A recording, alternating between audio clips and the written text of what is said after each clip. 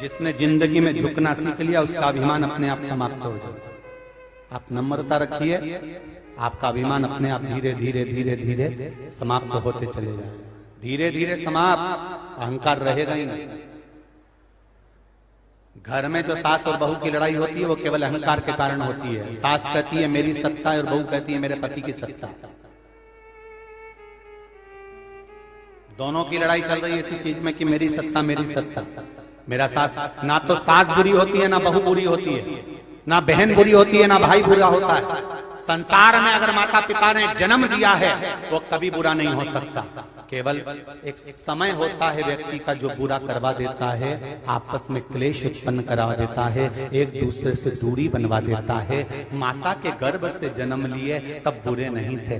पोहे की प्लेट में से आधा आधा बाट का खा लिया तब बुरे नहीं थे। उपमा बनाया थोड़ा थोड़ा खा लिया तब बुरे नहीं थे। माँ गरम गरम रोटी दोनों को दे रही थी तब बुरे नहीं थे। माँ ने कपड़े एक से पहनाए तब बुरे नहीं थे। माँ ने पढ़ाई एक से कराई तब बुरे नहीं थे। पर धीरे धीरे जो बुराई तुम्हारी चित्त वृत्ति में आई, ये किसी ने बुरा करा नहीं है, ये समय का चक्र है जो तुम्हें बुरा बनाकर छोड़ दिया है। बुरा संसार में कोई पैदा हुआ ही नहीं। दुर्योधन और दुशासन दोनों थे, दुर्योधन और युधिष्ठिर दोनों थे सामने। भगवान कृष्ण ने दुर्योधन से कहा जाओ हस्तिनापुर में से किसी एक अच्छे व्यक्ति को ढूंढ कर लेकर आओ, और युधिष्ठिर से कहा हस्तिनापुर में सबसे बुरे व्यक्ति को ढूंढ कर लेकर आओ। दोनों गए, 3 दिन तक ढूंढते रहे, दोनों को नहीं मिले। दुर्योधन को अच्छा व्यक्ति नहीं मिला और युधिष्ठिर को बुरा व्यक्ति नहीं मिला। कारण दुर्योधन हर एक में बुराई देख लेता था तो उसको अच्छा दिखता नहीं था, और युधिष्ठिर बुरे में भी अच्छाई देख लेता इसलिए उसको बुरा मिलता नहीं था। ये दृष्टि का भेद है।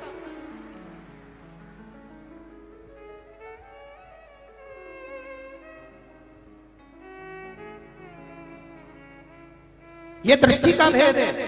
आप अच्छा ढूंढोगे तो आपको अच्छा मिलेगा। कथा में से अच्छाई छाटोगे तो अच्छाई मिल जाएगी। कथा में से बैठकर दिन भर बुराइयां छाटते रहोगे तो बुराइयां मिल जाएगी। दिन भर बैठकर बुराइयां छाटेंगे तो बुराई मिलेगी। और बुराई छाटने वाले ने तो भगवान राम ने भी बुराई छाट ली। जब राम जी महाराज ने गिद्धराज जटायु का अंतिम संस्कार करा तो वहां पर खड़े हुए कई लोगों ने मन में सोच लिया बताओ इनका पिता राम राम राम राम कहकर मर गए तो उनका अंतिम संस्कार नहीं करा और दूसरे का करते फिर। जब राम जी को नहीं छोड़ा जीजी अशोक नगर वाली, तो तुम्हें और हमें छोड़ेंगे दुनिया के लोग? कौन छोड़ेगा? राम जी ने जटायु का अंतिम संस्कार करा था, और राम जी से पूछा कि तुमने जटायु का अंतिम संस्कार करा, तुम्हारे पिता तड़प तड़प कर मर रहे थे, राम राम कहकर मर रहे थे, उनका अंतिम संस्कार क्यों नहीं करा? राम जी कहते हैं ये समझने वाले को चाहिए। कहने वाले ने तो कह दिया कि दूसरे का अंतिम संस्कार करते फिर रहे हैं और खुद का पिता मरा हुआ बड़ा है, उनका अंतिम संस्कार नहीं करा। राम जी ने कहा समझने वाले को चाहिए। दशरथ जी के तो ढेर पुत्र हैं जो अंतिम संस्कार कर सकते हैं, पर जटायु का कौन सा पुत्र था जो अंतिम संस्कार करता? इसलिए राम ने करा है, इसलिए राम ने करा है। समझने वाला अच्छा ही निकल सकता था पर उसने वहां पर भी बुराई की। दुनिया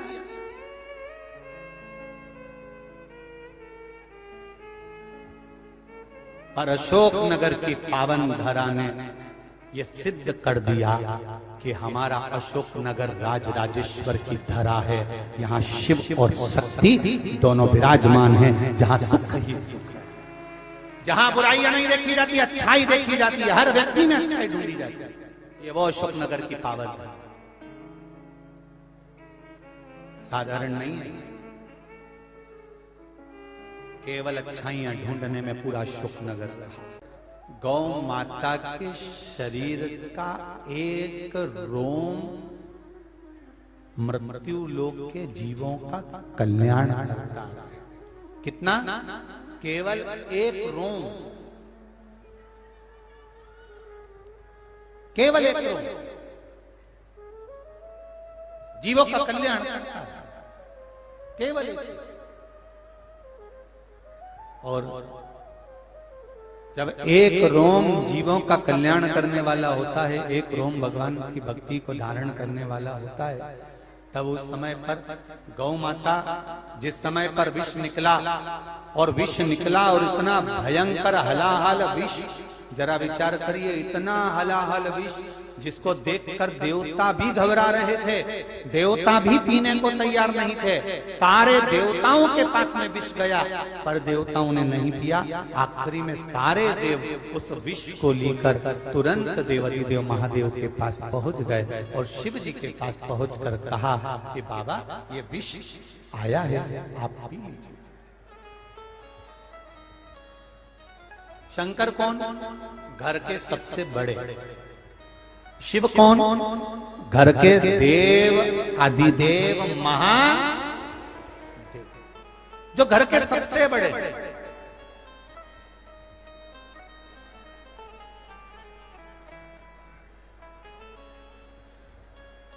घर की ठंडी रोटी, घर का ठंडा खाना, घर का ठंडा भोजन किसके हिस्से में आता है? जो घर का बड़ा हो उसके हिस्से में। एक घर में जो बूढ़ी माँ होती है ना, बूढ़ा पिता होता है, बूढ़ी माँ होती है, सबसे पहले भोजन करने से पहले माताओं की आदत रहती है, पहले जाके रसोई घर में देखती है क्या बचा था और क्या नहीं बचा था।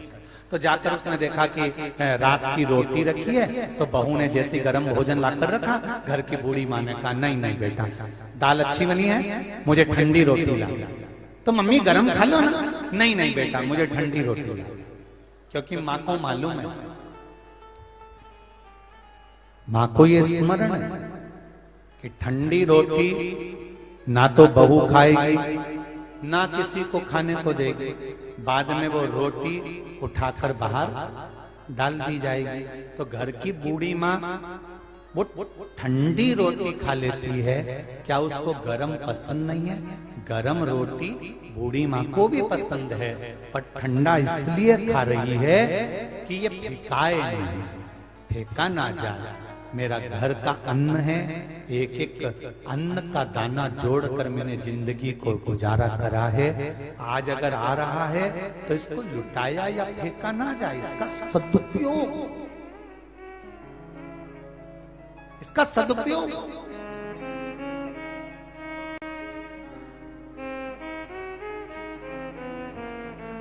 क्या विष, क्या अमृत? क्या शंकर भगवान को अमृत नहीं चाहिए था? भगवान देवाधिदेव महादेव को भी अमृत प्रिय है। भगवान देवाधिदेव महादेव को भी अमृत की प्रियता है। अमृत की प्रियता महादेव को है।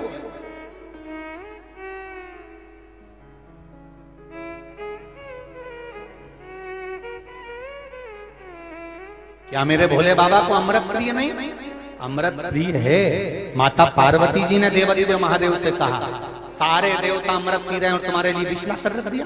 शंकर भगवान कहते हैं मैं घर का बड़ा हूं, इसलिए मुझे विष पीकर चलना पड़ेगा, थोड़ा संभल कर चलना पड़ेगा, सबको लेकर चलना पड़ेगा। ये सबसे बड़ा ज्ञान शिव महापुराण का है। अगर भगवान आपको कुर्सी दे, पद दे, प्रतिष्ठा दे, बड़ा बनाए, तो सबको लेकर चलने का भाव रखिएगा, तोड़ने का।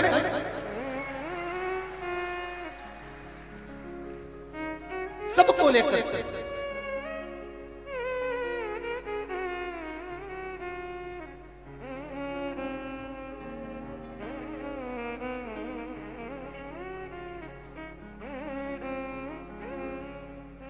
और जब सबको लेकर चलने का भाव आपके भीतर अपने आप प्रकट हो जाएगा, बहुत अच्छा लगता है कभी कभी देखकर सुनकर कि सब यहाँ सब एक जैसे एक जाजम पर बैठे हैं। यहाँ कोई वीआईपी नहीं, यहाँ सब जमीन पर बैठे, सब एक जैसे, कोई बड़ा नहीं कोई छोटा नहीं।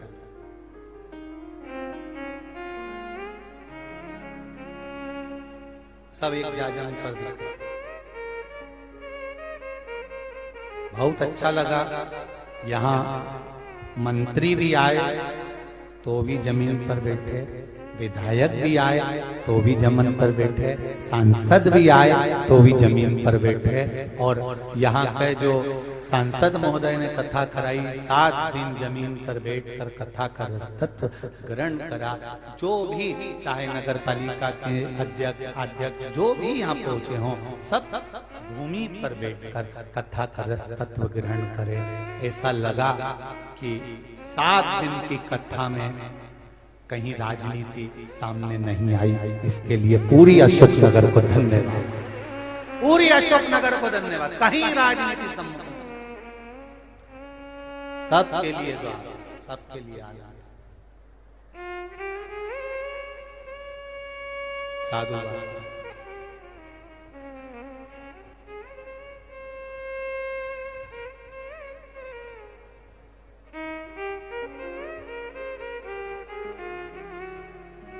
डॉक्टर कृष्णपाल जी ने कुछ नियम हमारे भी तोड़वा दिए। यहाँ पर हम अपने कमरे से नहीं निकलते। कथा, सत्संग, संध्या, उपासना, लाला की सेवा, महादेव की पूजन, छोटा शिव जो हमारे साथ हमारी बैग में रहता है उसकी भक्ति करना, रुद्राक्ष का जितना स्मरण कर सकते हैं उतना स्मरण करना, जितना बेलपत्र का स्मरण कर सकते हैं उतना उसका स्मरण करना, शिव नाम का जाप करना। हम नहीं निकलते, पर बहुत सालों के बाद ये सांसद महोदय ने नियम तोड़वा दिया। शाम को 6 साढ़े 6 बजे पूरे घर में देखो तो ढेर लगे पड़े, कहे गुरुजी सबसे मिलना है, सब आए हैं। अब आई गए तो मिलो, सब बैठो बैठो। बहुत बहुत कुछ नियम तुमने तोड़वा दिया है, बाबा की कृपा। पर अच्छा लगा सभी से मिलकर। कभी पत्रकार बंधु हैं, कभी सब साधारण ग्रामीण वासी हैं, सब आए, सबसे मिलना हुआ, अच्छा लगा। सबसे सबका प्रेम, चाहे प्रशासनिक लोग हों, चाहे सेवा के भाव वाले बेटा बेटी हों, सब ने खूब प्रेम से खूब आनंद लिया। भक्ति है।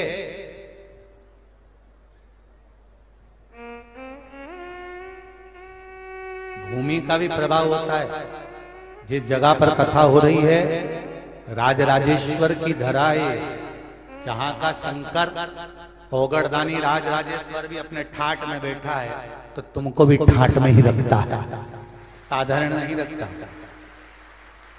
राजराजेश्वर के दर्शन करे होंगे अशोकनगर मंदिर में, आराम से ठाट में बैठा, मस्त, कोई चिंता नहीं। इधर पार्वती जी भी हाथ जोड़ के बैठी है, तुम आराम से बैठो स्वामी, और महादेव जी ऐसे बैठे और पार्वती जी हाथ जोड़ के बैठे, दोनों अलमस्त होकर आनंद के साथ। और पास में गणेश जी भी बैठे हैं राजराजेश्वर के मंदिर में, मस्ती में।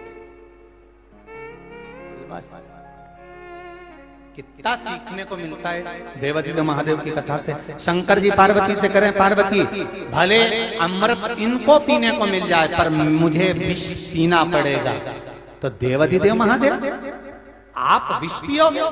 शंकर भगवान कहते हैं पार्वती केवल मैं अकेला विष नहीं पीऊंगा, तू मेरी अर्धांगिनी है, और तू अर्धांगिनी है, लोग कहते हैं तू शक्ति है, आद्य शक्ति, आधा शिव आधा पार्वती।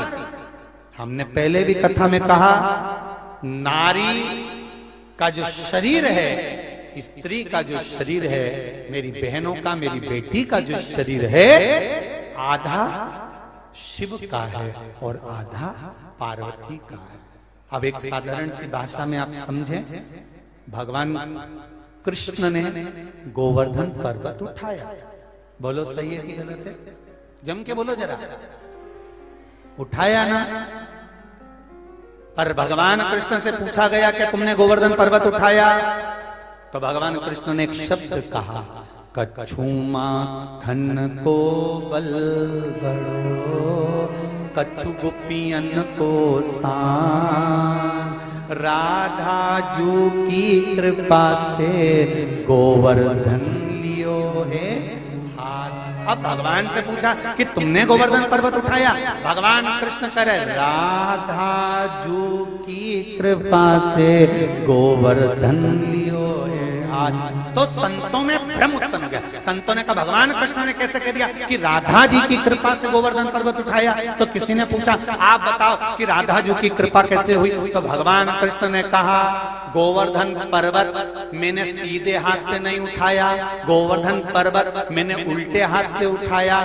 तो उल्टा पति का जो अंग होता है वो पत्नी का होता है, इसलिए पर्वत उठाने वाली राधा जी है।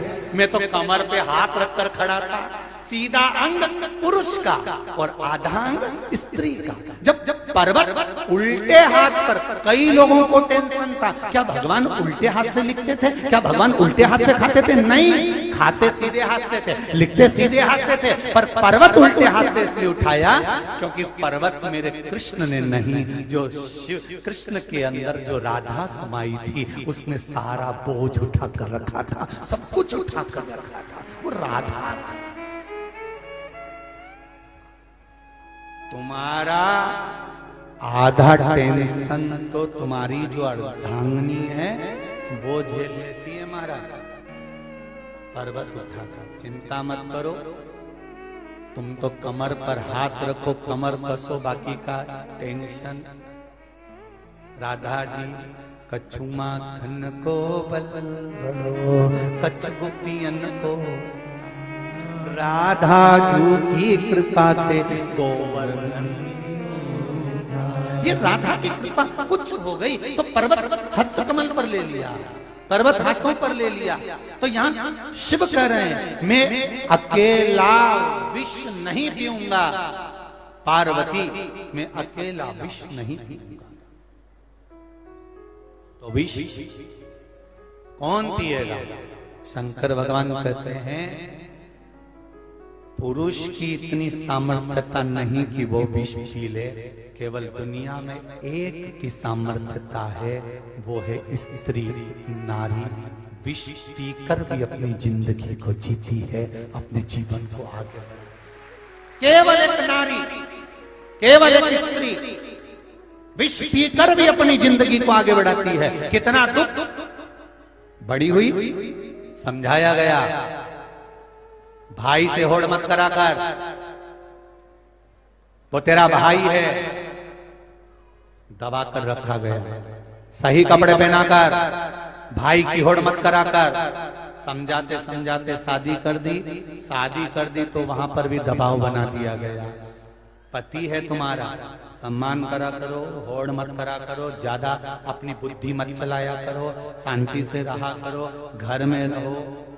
मौका देंगे, बैठो बैठो बैठो बैठो, भी मौका देते, समय देंगे, बैठ। अब यहां समझाया, कहा तुम्हारा भाई, तुम्हारा पति, तुम्हारे पुत्र, तुम्हारे बेटे, तुम्हारे सास, तुम्हारे ससुर दबाया, हर पल उसको दबाने का प्रयास किया। पर नारी केवल एक ऐसी होती है, विष पीती गई, पीती गई, पीती गई। कोई ने अपशब्द कहा, पीती गई। नारी है वो नारी, और शक्ति कितनी प्रबल है उसकी। मैं अकेला विष नहीं पीऊंगा। शिवजी कहते विष तुम्हें पीना है पार्वती। पार्वती कहती है मैं, हाँ, क्योंकि संपूर्ण परिवार का, संपूर्ण ब्रह्मांड का जो बोझ है वो माता पार्वती के ऊपर है। आप खुद शिवलिंग देखिए, शिवलिंग में जो ये कटी होती है ये पार्वती जी हैं, उसके ऊपर शिवलिंग रखा हुआ है। संपूर्ण 33 कोटि देवी देवता शिवलिंग में हैं, और 33 कोटि देवी देवताओं को जो हाथ पर झेली हुई है वो केवल एक मेरी दुर्गा भवानी आदिशक्ति पार्वती, केवल उसके सिवा।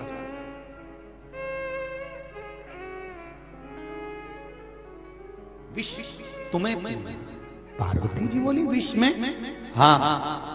शंकर भगवान ने तो आधार से लगाया था विष के पात्र को। शिव महापुराण की कथा कहती है विष के पात्र को आधार पर लगाया, और पार्वती मैया कंठ पर जाकर बैठ गई और माता पार्वती ने विष पिया, विष धारण किया। शंकर भगवान विष नहीं पिए, शंकर भगवान ने तो केवल एक ही बार विष पिया था, जिस समय पूतना भगवान कृष्ण को विष पिलाने आई थी, अपने स्तनों में विष लगाकर पिलाने के लिए आई। और उस समय भगवान कृष्ण छोटे से, उन्होंने याद कर लिया, भोलेनाथ आओ। शंकर जी ने पूछा क्यों विष पीना है? पूतना आई है मुझे मारने के लिए। शंकर भगवान पार्वती से कैसे गए, तू जा। शंकर भगवान पहुंच गए, भगवान कृष्ण के गले में जाकर बैठ गए और बैठते से भगवान शंकर ने विष पी लिया, पूतना के स्तनों का विष। जब शंकर भगवान ने पिया, शिव जी को चक्कर आ गए और ब्रज रज में गोवर्धन के पास शंकर भगवान चक्कर खा के नीचे गिर गए, तो उस जगह का नाम चकलेश्वर महादेव पड़ गया। आज भी गोवर्धन परिक्रमा में चकलेश्वर महादेव। कौन कौन गया चकलेश्वर महादेव? करें दर्शन आप लोगों ने? गिरिराज जी की परिक्रमा करने जाओ तो बीच में चकलेश्वर महादेव पड़ते हैं। चकलेश्वर, जहां चक्कर खा गए भगवान भी। कितने पति का जरा सा बीपी ऊंचा नीचा होता है तो पलंग पर पड़ा रहता है, और नारी का बीपी ऊंचा नीचा रहता है तो भी रसोई घर में काम करती रहती है। शक्ति है वो, आद्य शक्ति, जो विष पीकर भी अपने भीतर उतारने के बाद भी अपने जीवन को आनंदमय जी, वो नारी। आज किसी ने एक पत्र भेजा था, उस पत्र में लिखा था, गुरुजी क्या मंदसौर में जो शिव महापुराण की कथा मिल रही है, उस कथा में हमें नवरात्रे के कुछ उपाय प्राप्त हो सकते हैं? बिल्कुल।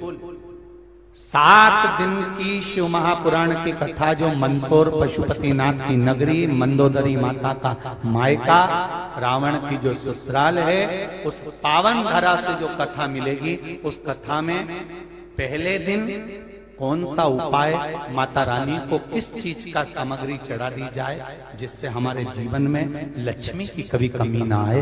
दूसरे दिन अगर शरीर में रोग आ गया, बीमारी आ गई, तो दूसरे दिन क्या चीज, उसको कथा के दूसरे दिन, तीसरे दिन, रोज प्रतिदिन का वर्णन उस कथा के माध्यम से कर दिया जाएगा। जिसके यहाँ संतान नहीं होती हो, जिसके यहाँ कर्जा बढ़ रहा हो, तो उसमें प्रतिदिन उसका वर्णन आए, आप उसका स्मरण करें, उसी दिन स्मरण करें, प्राप्त होगा।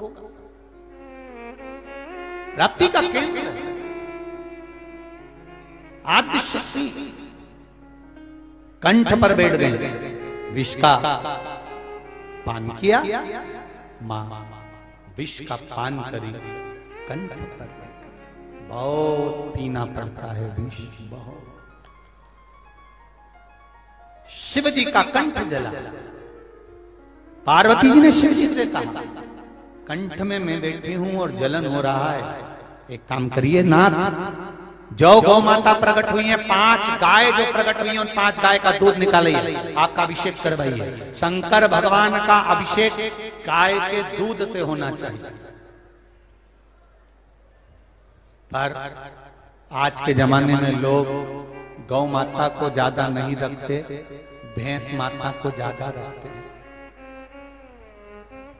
किसी से पूछा कि तुम गाय क्यों नहीं रखते, तो कहा गाय पतला दूध देती है, दूध कम देती है, भैंस दूध ज्यादा देती है और मोटा दूध देती है, तो उसमें पानी कितना भी मिला लो मालूम नहीं पड़ता। तो हमने कहा गाय माता और भैंस माता में अंतर तो है। अरे गुरुजी पूरा अंतर है, गाय का दूध तो 1 किलो 2 किलो 2.5 किलो इससे ज्यादा निकले ही नहीं, और भैंस का दूध तो एक बार में 5 किलो। हमने कहा वाह, नहीं, हमने कहा गाय और भैंस में अंतर तो है, तो इतने में तो हाँ गुरुजी बहुत अंतर है, बहुत। गाय बार बार बीमार पड़ी जाए, भैंस तो बीमार ही नहीं पड़े। हमने कहा नहीं, हम ये नहीं बोल रहे, हम तो ये बोल रहे हैं गाय और भैंस में अंतर तो है। तो क्या तुम कौन सा अंतर बताना चाहते हो गुरुजी? हमने कहा गाय और भैंस में केवल एक ही अंतर है कि गाय का जो छोरा होता है बछड़ा, बछड़े को कहते हैं बैल, बैल को कहते हैं नंदी, नंदी पर बैठते हैं भोलेनाथ। जब बुरा समय आता है तो बछड़ा बैल नंदी शंकर जी से कहता है, इसने मेरी गौ माता की बहुत सेवा करी, इसको जरा बैकुंठ तक छोड़ या कृपा कर, बहुत सेवा कर। और भैंस का जो छोरा होता है पाड़ा, उस पे कौन बैठता है? यमराज। तुमने खूब भैंस को मल मल के निलाया तो पाड़ा यमराज से कहता, इसने मेरी माँ का खूब दूध पिया है, इसको नरक लेके आ जाओ। बस इतनी कृपा। अब मन तुम्हारा, तुम गाय की सेवा करो चाहे भैंस की करो, मर्जी तुम्हारी है। पर इतना याद रखना कि दोनों के छोरा होशियार हो गए, पढ़े लिखे हैं, वो अपनी माँ को बुरे हालत में देखेंगे तो छोड़ेंगे नहीं। अब तुमने अगर गौ माता की स्थिति देखी है तो नंदी शिव जी से कहेगा इसका क्या करना है, और तुमने अगर भैंस की खूब सेवा करी तो वो पाड़ा भी यमराज से कह देगा, इसने मेरी माँ की खूब सेवा करी, इसलिए मैं चाहता हूँ कि इसने मेरी माँ की सेवा करी तो मेरे पास में रहे, इसलिए इसको नरक लिया तुम अच्छे से, यही इसको धोएंगे लपक लपक के। इसने भैंस को धोया, अपन इसको धोएंगे लपक के। उठा ला।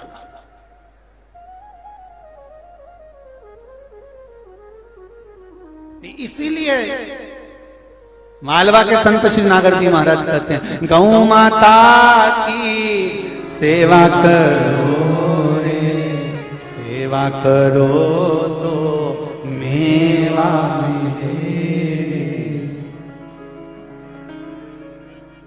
मात पिता की सेवा करो रे, सेवा करो तो जम के तो बोलो, सेवा करो तो हरी रेंदोरी अशोक नगर वाली, तुम माता पिता की सेवा मेवा के चक्कर में करो। इस लाइन को चेंज कर दो, वो भले कुछ भी गाते हो, अपन अपनी लाइन जोड़ दो। मात पिता की सेवा करो रे, सेवा करो तो चाबी मिले। करो, फालतू की बात है तुम्हारी। माता पिता की सेवा तुम मेवा के चक्कर में करो, तो चाबी के चक्कर में, डोकरी के गले में चेन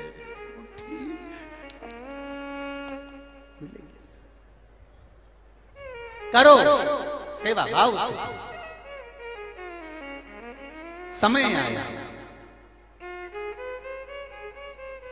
बहुला गाय का पुत्र मनोरथ दूध पी रहा था, और दूध पीते पीते मनोरथ के मुंह पर फेन आ गया। फेन उड़ा, उड़कर शिवजी पर गया। शंकर भगवान के पास में गया तो शिवजी को क्रोध आ गया कि ये झूठा फेन मेरे ऊपर आया। शिवजी खड़े हुए त्रिशूल को लेकर बहुला गाय के पुत्र मनोरथ को मारने के लिए। जैसे खड़े हुए, बहुला गाय ने देखा कि देवाधिदेव महादेव मेरे बेटे को मार देंगे।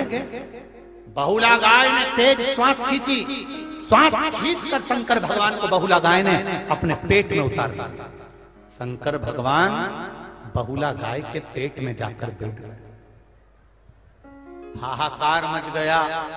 शिवजी नहीं है, ओगड़दानी नहीं है, शंकर भगवान नहीं है। चारों तरफ ढूंढना ढूंढना ढूंढना चालू किया। चारों तरफ ढूंढ रहे हैं देवाधिदेव महादेव को, हर तरफ ढूंढा जा रहा है भगवान शंकर को। शिव गए कहां, शिव गए कहां? तब माता पार्वती जी ने कहा, बहुला गाय के पुत्र मनोरथ को मारने के लिए शिव खड़े हुए थे, तो बहुला गाय ने शंकर भगवान को निगल लिया, पेट में रख लिया।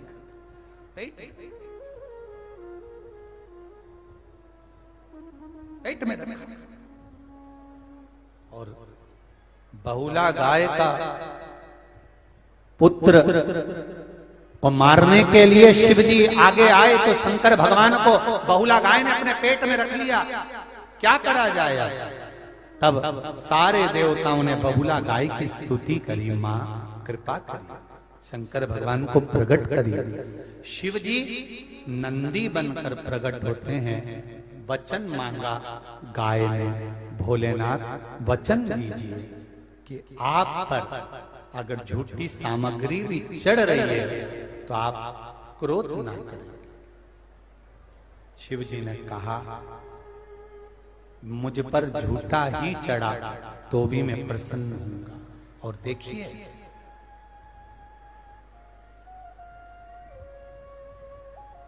कितना सुंदर भाव कहा, तेरी सेवा में जल ले आई, उसे मछली भी झूठा करा।